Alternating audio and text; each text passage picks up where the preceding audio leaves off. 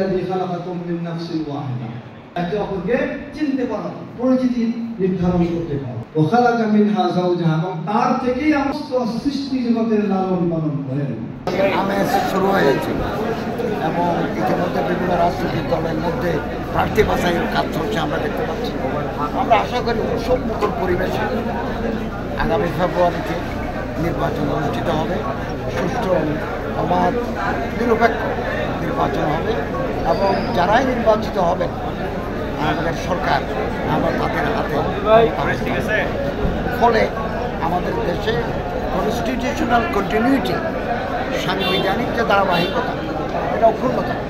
কারণ এটা যদি ব্রেক হয় দেশের অগ্রগতি, দেশের ইমেজ ক্ষতিগ্রস্ত হয়।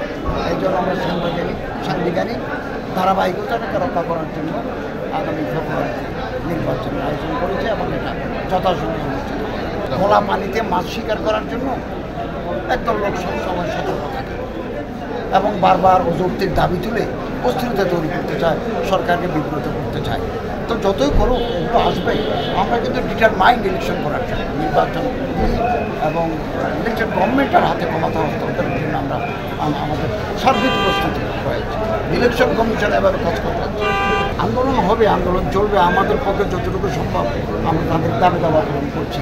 নির্বাচন তার নির্ধারিত আন্দোলন করেছি।